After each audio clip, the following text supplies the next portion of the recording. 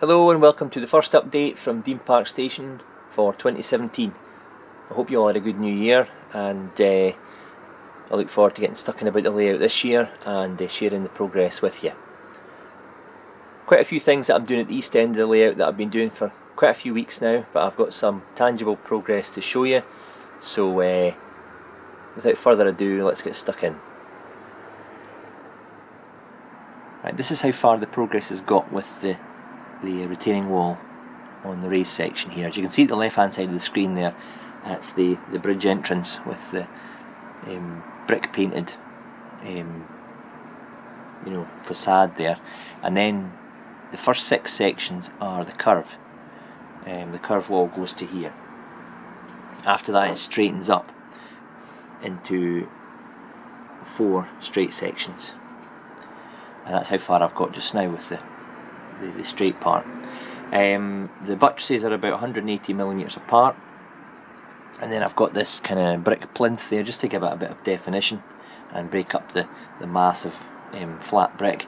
And then I've got this brick detail here. I've got a 3 brick wide section which is mounted on 0.5 plastic card, so it sticks out a bit, and then underneath that I've got a 2 brick strip which is just the thickness of the actual embossed card. It's not been bulked out, and it sits set in underneath that. Okay, and if I zoom in, you'll see that clear. This is set at the same height as the upper baseboard. Okay, so this really here is your parapet wall. And then obviously on top, when I've got all painted up, you get capping stones and tiles and whatnot along the top there. So that's kind of the finishing touches after it's all painted and weathered. Okay, so that's now sitting in place. If I zoom out again, right, we've kind of got a lot of work done there. It doesn't look a lot, but it's been quite time consuming. Okay, now you'll notice here I've got a piece of MDF and it runs all the way around. I've had to follow the curve all the way around. That was a bit of a nightmare trying to get that to cut to match the profile, and that just covers in any gaps that there are between the baseboard and the wall section, because obviously I had to manipulate the curve to look right. It didn't 100% follow the curve of the upper section, so there's a small gap, and I've built that into it.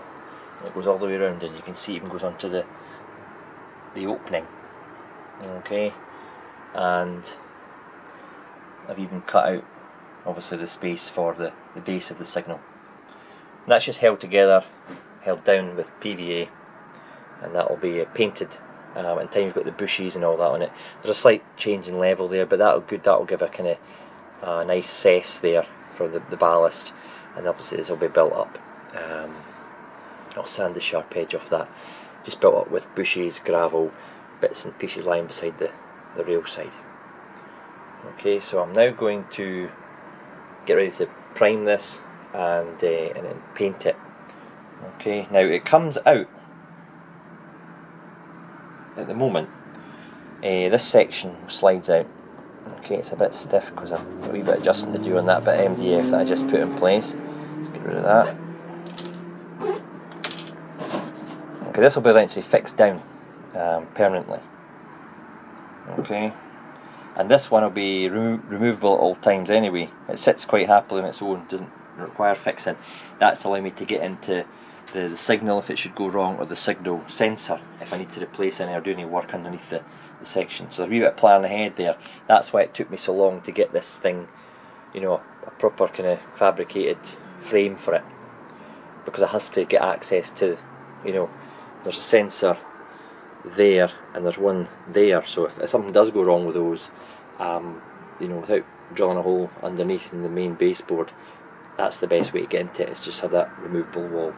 Okay, I've also got the tunnel entrances in kind of place as well. I've just primed them just now, and that's at both ends, as I've covered in previous updates. So I put this camera down, I'll show you how I've built up the frame for this retaining wall section. You've got MDF frame there, and it's just pinned and glued in place. These two keep the wall straight, and these ones keep the wall upright without, you know, curving or warping.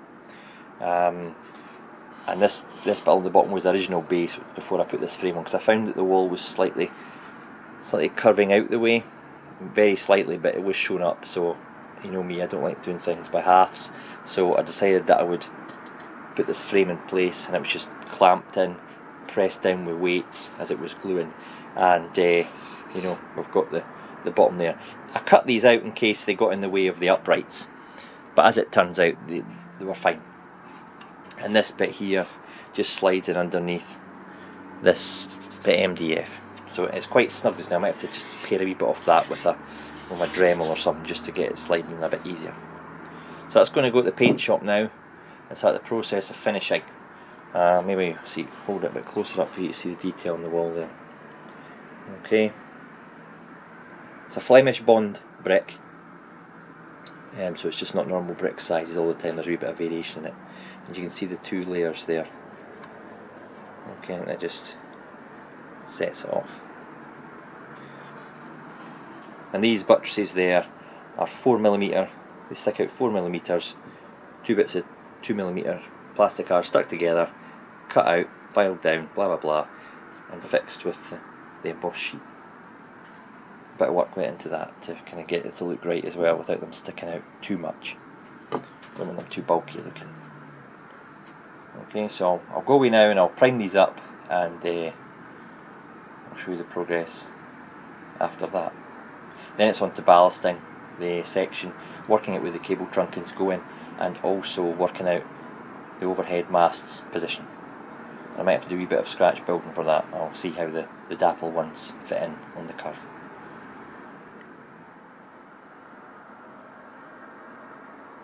I've now started the ballasting of the east end of the upper section, and I've made my way around all the way to and about there, and I'll continue until the track kind of starts to meet the TMD, and that'll do me for now.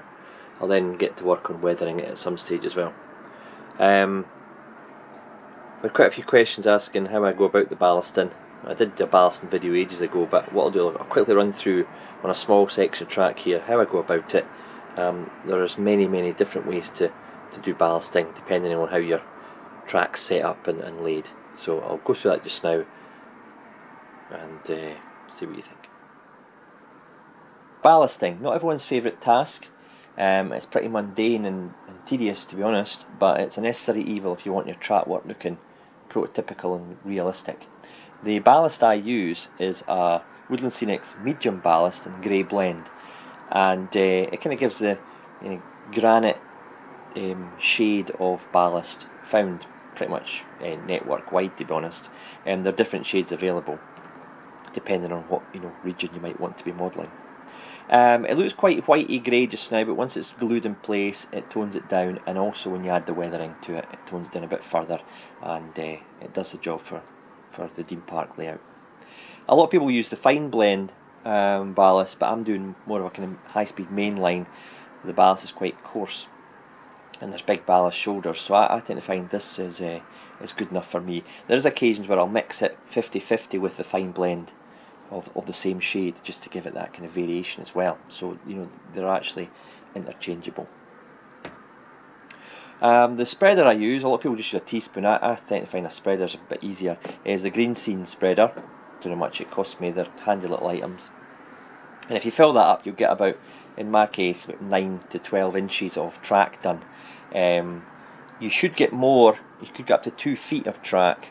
However, the way I've laid my track is on this 1/8 inch cork, and in this case it's on 1/8 inch cork plus your the foam sheets that give it that kind of cant round the corner, so even a bigger ballast shoulder is required there. If you laid it straight to the baseboard, the track, you'd get, as I say, 1.5 to 2 foot out of this. If you've got thinner cork, say 1/16, you'll get a bit further. But because I've got the 1/8, which is 2.5 mil deep, you're getting less coverage. okay, because it's got to form that kind of ballast shoulder which gives it that realistic effect, which you will find on mainline rails. Okay, wee branch lines or you know, maybe from the steam era, less of a ballast shoulder, but in today's railways you'll get that kind of realistic shoulder, as you can kind of see there. Okay, and as it goes around the curve, you know, my track's slightly canted.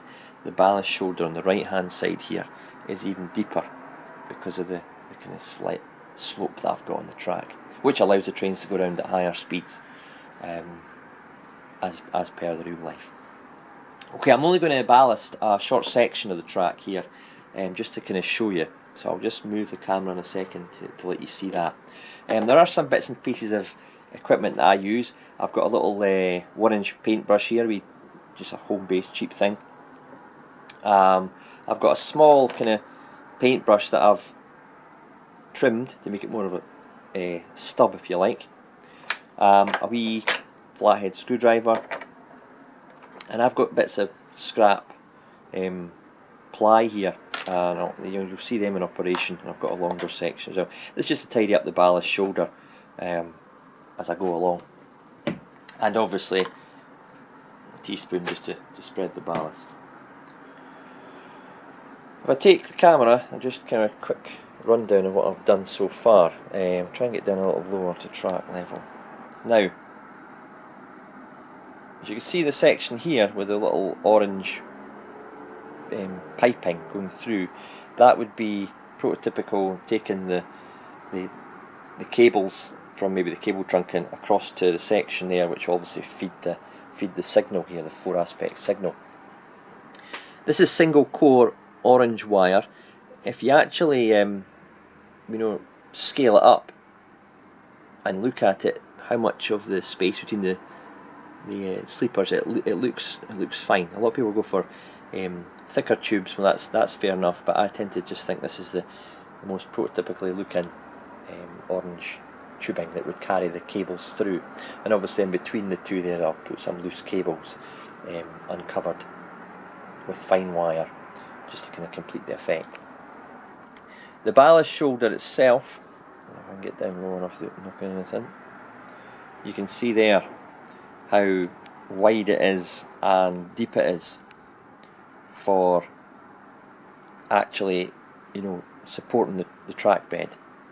And as I go around the corner, it kind of covers all the way round. Okay, and there is a slight, you can maybe pick it out when it's weathered easier, there's a slight kind of dip in the ballast, the cess in the middle there. The dip, you can see it on the slope there, the shoulder. Obviously it's not flat all the way across, it's a waste of ballast in real life. So it goes all the way along. I'll zoom out there.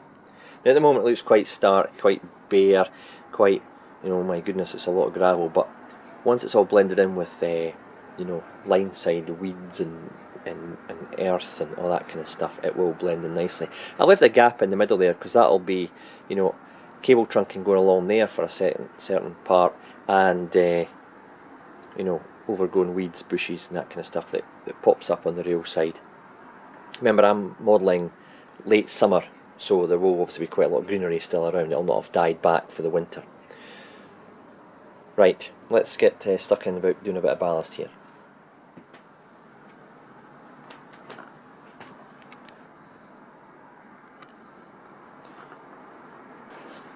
Right, fill this ballast spreader up. Now it'll start coming out the bottom slightly, even when it's stationary. Don't worry about that. Just kind of fill it up as much as you want. Right. Now there's an arrow on it to tell you which way to push it, which is very handy. And you just kind of stroll it along at a steady pace and kind of just watch that it's depositing stuff at the sides where the shoulder is. If it doesn't cover it very well, then I wouldn't worry either. There's ways to patch it up. So you're moving yourself along, okay? It'd be a good point to point out that if you've got track pins that are sitting proud, before you start ballasting, push them down.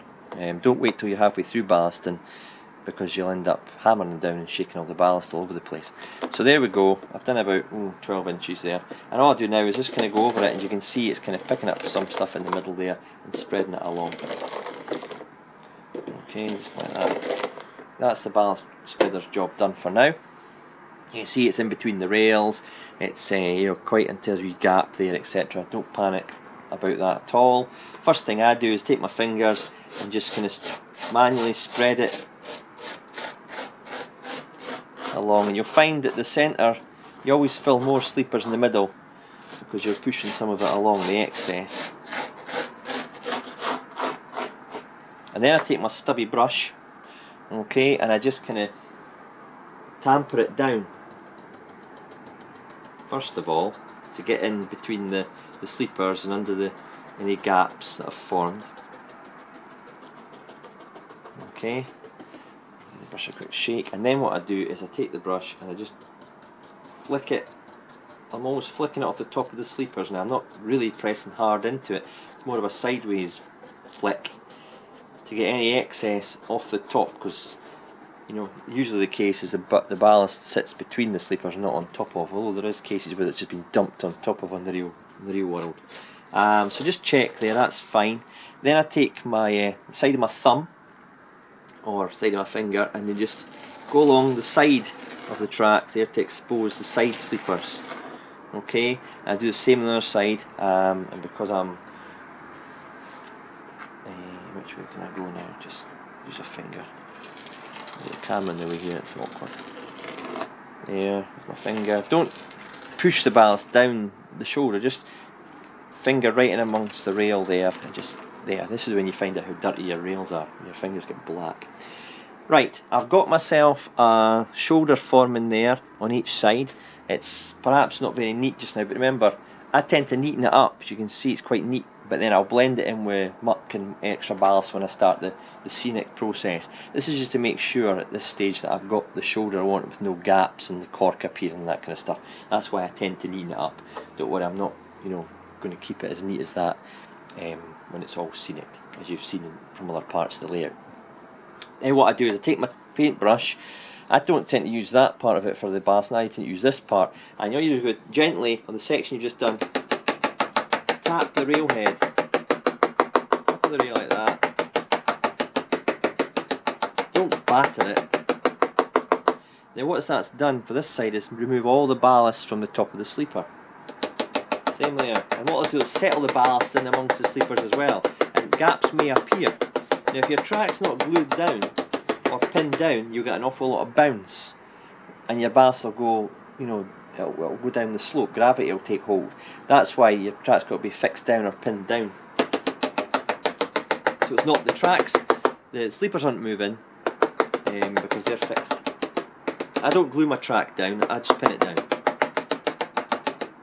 There. Now, there are hardly any bits of ballast lying on top of the sleepers now, and there's certainly none at the side there where the shoulder is. If there is, I take a wee flathead screwdriver and just very carefully, this is the nice tedious part, just flick any bits of ballast from the top of the sleepers, okay, on each side of the rails, okay. Now, that's not too bad at that actually. Alright. Finally, I've got a wee gap here with the ballast, just as we've applied enough. Take my wee teaspoon and just shake a little bit, and then I've got another gap anywhere else, a wee bit of a dent in there, and I've got a wee gap of cork that appear in there. So apply a little bit more, don't get yourself paranoid about putting too little on or too much. Remember, these are applied by you know, automated processes now, and have done for, you know, a few decades. But if you're doing steam era, obviously it's more manual, so the ballast might look a bit different. Got a bit of ballast on the top of the sleepers there as a result of putting more on. Again, just run my finger along and then tamper it down. If you've got a lot of ballast and excess, you might get it against the side of the rails. Just take the screwdriver like this, and again it kind of shakes it down. Right, I'm just going to kind of get down to track level now, and this is where my wee bits of scrap ply come into it. I've got a wee bit bulge there, just bring it in there, just tamper it down a little bit just to neaten it up a touch. Okay, to get that kind of even shoulder. Gently touching it, it's just a fine finesse here. Okay, and then I think to myself, yeah, that's okay. I'm getting pretty close to this foam here, which I didn't really want ballast getting on. So I'm just going to take my mini steel rule here, okay, just to try and get the ballast shoulder away from that. Obviously it's easier when there's no foam in the way, but if it's just baseboard, then this process is quite easy. Okay, just use the end of it there, just to get any ballast that's crept out that looks a bit untidy at this stage. Remember, it's not going to stay as tidy and neat as this when it's all scenicked up. And I get a long piece of scrap ply now. This is kind of just tamp it down so it's got that kind of neat shoulder. Okay, obviously it doesn't work as well on curves, but you can flex to a certain degree. But this is almost a straight bit of track, so we're okay. Same at that side. Quite happy with that. Now if you want a massive shoulder that's raised up that I've got in some other parts, then you don't have to tamp it down like this, you just leave it. But I'm just wanting to kind of get it even. Again, I've got a wee bit of ballast in the track there. Don't want it there, and I'm quite happy with that. And this is also a good thing just for neatening up the ballast line as well, so you see what you've done. Okay, which I'm not really bothering about that now. And I use a wee steel rule, it's got a sharper edge on it. See? Just lets you see what you've got, what you need to possibly touch up. Is it getting too wide? Is it too narrow? Okay, I'm only doing that for that purpose alone. I'm not OCD with the neatness. Well, I am actually, but okay, that is it. Done. Now I don't know how long that took. You know, 5-6 minutes. I'm a bit perfectionist when it comes to doing these things, so it does probably take me longer than the average normal person. So that is it done. If I get down to my track level here to see what I've done, you can see now it's a fairly uniformed ballast shoulder. Okay, take it up top, start about there. The width of the shoulder at each side of the outer sleepers is pretty uniform due to my wee neatening up act. Okay, and look at that side as well. And obviously you're modelling a disused siding or something like that, and it's not been ballasted or relayed for ages, and obviously the ballast would be maybe a bit more patchy and tied in places, but this is obviously a high speed main line and a well used siding.